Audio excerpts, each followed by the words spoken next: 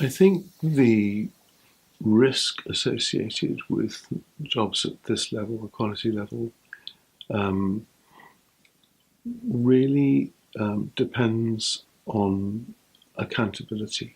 And because almost by definition these quality level jobs are in the front line, it's more important than ever, for the sake of fairness and clarity, for everyone to understand where the accountability lies. And there are some very emotional examples that anyone can immediately call to mind. It may be a social worker who's been in the front line of a very difficult domestic situation, which has ended up in the mistreatment and or death of a child, for example, where there's a lot of anger and sadness, tremendous amount of emotion generated, and people will turn to the quality level staff and say, well, you were the social worker in the front line. Why didn't you do this, or why did you do that? And I think that calls to mind very usefully and essentially the need to look at the distinction between responsibility and accountability. If we take, for example, quite recently there's been the 30th anniversary of the Herald of Free Enterprise disaster, which was the biggest maritime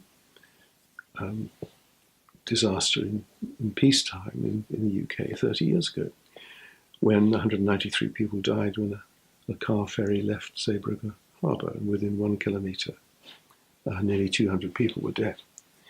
Because the doors were left open, so the sea came straight into the ferry.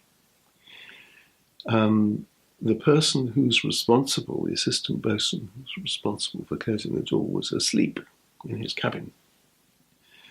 And there were many court cases after that disaster, and what intrigued us in the BIOS community was, where would they attach the blame? In other words, who was actually accountable for this?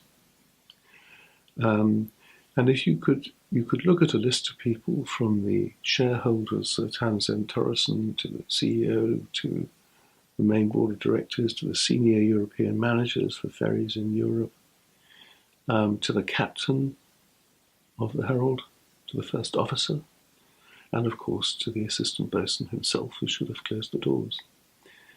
And you can look at a list of those people and think, I doubt if any of those people slept very well for a long time after that disaster. Why? Because they felt that they shared the responsibility for it. They all did share the responsibility. That's quite different from accountability.